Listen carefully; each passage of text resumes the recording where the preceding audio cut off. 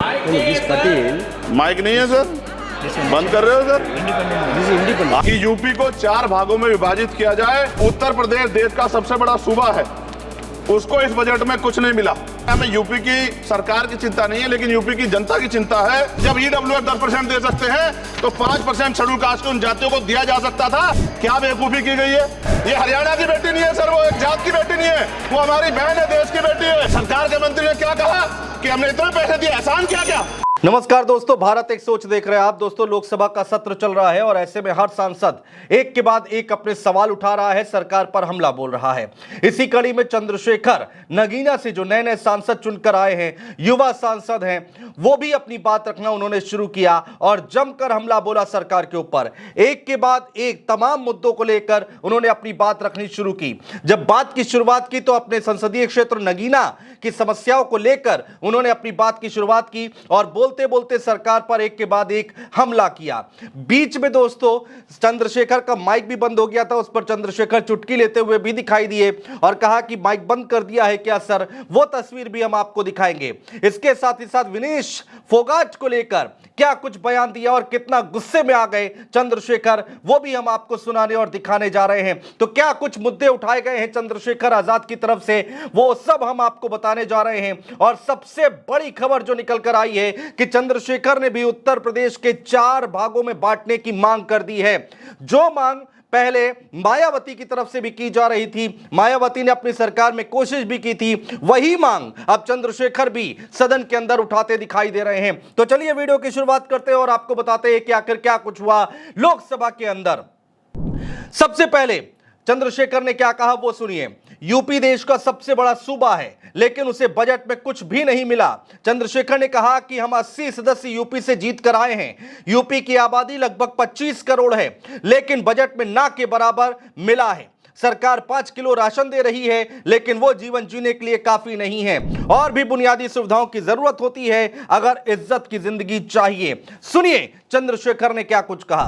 उत्तर प्रदेश देश का सबसे बड़ा सूबा है, उसको इस बजट में कुछ नहीं मिला और बहुत सारे मेंबर, 80 के लगभग हम मेंबर जो है उत्तर प्रदेश जीत के आए, ना के बराबर मिला। यूपी में 25 करोड़ से ज्यादा आबादी है, उत्तर प्रदेश के अंदर 5 किलो राशन सरकार दे रही है, लेकिन जीवन जीने के लिए काफी नहीं है। और भी बुनियादी सुविधाओं की जरूरत पड़ती है अगर इज्जत की जिंदगी चाहिए। दोस्तों, चंद्रशेखर अपनी बात रख रहे थे और इसी दौरान उनकी आवाज आनी बंद हो गई तो एक सांसद ने कहा कि माइक बंद है। उस पर चंद्रशेखर ने किस तरह से चुटकी ली, क्या कुछ हुआ, वो छोटा सा वीडियो देखिए। चंद्रशेखर पटेल माइक नहीं है सर, बंद कर रहे हो सर। इंडिपेंडेंट आ गया।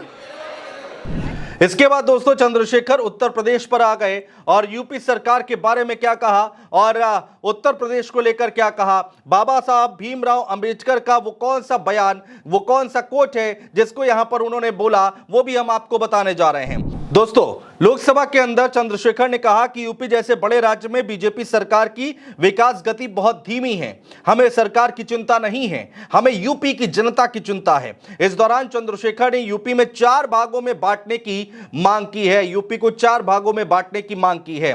चंद्रशेखर ने कहा कि हमारी केंद्र सरकार से मांग है कि यूपी को 4 राज्यों में विभाजित किया जाए। उन्होंने डॉक्टर अंबेडकर को कोट करते हुए कहा कि राज्य जितना छोटा होगा, राज्य की प्रगति उतनी ही होगी, जनता को रोजगार मिलेगा और जनता का जीवन संपन्न होगा। जरा सुनिए।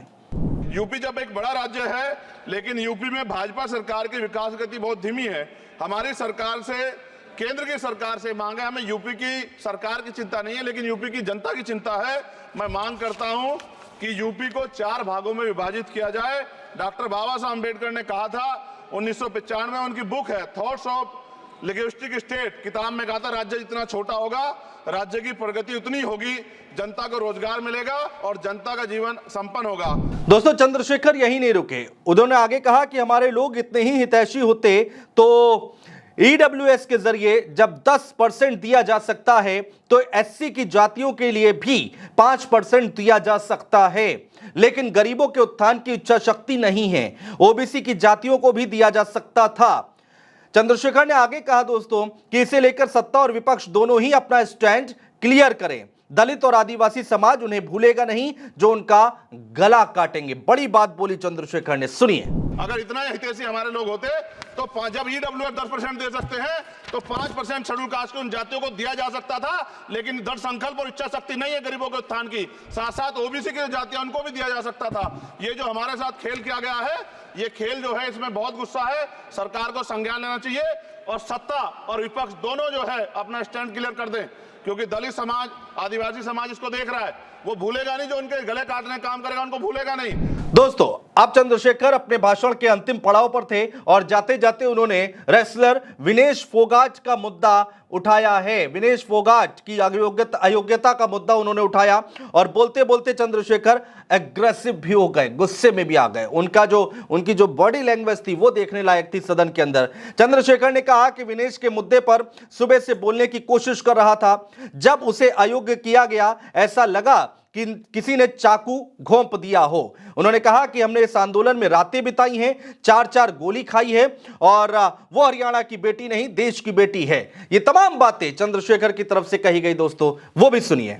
जब उसको डिस्क्वालीफाई किया गया, विनेश या नहीं, लेकिन ऐसा लगा जैसे हमें चाकू घुसेड़ दिया गया। मेरे आज भी याद है उस प्रोटेस्ट में मैंने रातें काटी हैं और 4-4 गोली खाई मैंने। ये देश की अस्मिता से जुड़ा मामला था, पर हमारी मांग ये थी कि सरकार स्टैंड क्लियर कर दे, तब भी सुनवाई नहीं की गई। जब मंत्री बोलने आए तो हमने उनसे कहा कि हमें कुछ इंफॉर्मेशन चाहिए, उस पर बात नहीं हुई। सवाल ये है सर, एक गोल्ड हमारे लिए आ रहा था और जब ये गोल्ड आता देश गौरवान्वित होता। और क्या व्यवस्था थी सर कि उसका वेट बढ़ गया, पता ही नहीं लगा सिस्टम के लोगों को। क्या बेवकूफी की गई है, ये सोचने का विषय है सर। ये बहुत महत्वपूर्ण देश की बेटी का मामला है। ये हरियाणा की बेटी नहीं है सर, वो एक जात की बेटी नहीं है, वो हमारी बहन है, देश की बेटी है। और आपने क्या किया हरियाणा के साथ? आपने हरियाणा का बजट कम किया, जबकि सबसे ज्यादा मेडल हरियाणा लेके आता है। ये गलत है सर, ये धोखा है। हमें इस बात की तकलीफ है कि विनेश जो है देश का नाम गौरवान्वित करती, इस देश का नाम बढ़ाती, लेकिन आज जो है अपमान का सामना करना पड़ रहा है। जब हमारे हितों की बात होगी हम जो है समझौता कर सकते हैं, लेकिन जब देश के हितों की बात होगी, बाबा साहब अम्बेडकर ने कहा था हम प्रथम और अंत्य भारतीय हैं। जब देश हितों की बात होगी, महिला हितों की बात होगी, महिला सम्मान की बात होगी, हर हम कीमत चुका देंगे। सरकार के मंत्री ने क्या कहा कि हमने इतने पैसे दिए, एहसान किया क्या? खैरात दी क्या आपने कोई? खत्म कर रहा हूं सर, खैरात दी क्या आपने कोई? इससे ज्यादा पैसे हम आपको दे देंगे, लेकिन आपको चाहिए था कि इस मामले को संभालते और देश का सम्मान बढ़ाते। आपने लापरवाही बरती, इसका खामियाजा हमें भुगतना पड़ा। मैं आपसे आग्रह करूंगा कि जब वो बेटी देश लौटे सर, जब वो बेटी देश लौटे, रुक जाओ प्लीज, प्लीज, जब वो बेटी देश लौटे, मैं आपसे आग्रह करूंगा कि स्पीकर सर यहां बुला के उसका सम्मान करें। हम सब लोग, वो देश की बेटी है सर, देश के लिए गोल्डन गर्ल है वो, उसका सम्मान यहां किया जाए सर, हमें चाहते हैं। बहुत बहुत धन्यवाद, आपने बात रखने का मौका दिया। महिला विरोधी चुप रहे। थैंक यू कोई महिला विरोधी नहीं बोलेगा बीच में। तो दोस्तों, जैसे जैसे लोकसभा का सत्र आगे बढ़ रहा है और भी ज्यादा यहां पर गुस्सा देखने को मिल रहा है, आक्रामकता देखने को मिल रही है भाषणों में, बयानों में, और वही आक्रामकता देखने को मिली है चंद्रशेखर के बयान में। चंद्रशेखर के भाषण से कितना आप इत्तेफाक रखते हैं, इस बात पर भी आप अपनी राय हम तक पहुंचा सकते हैं कमेंट बॉक्स में कमेंट करके। और अगर चैनल को सब्सक्राइब ना किया हो दोस्तों तो सब्सक्राइब करना मत भूलिएगा। बहुत शुक्रिया।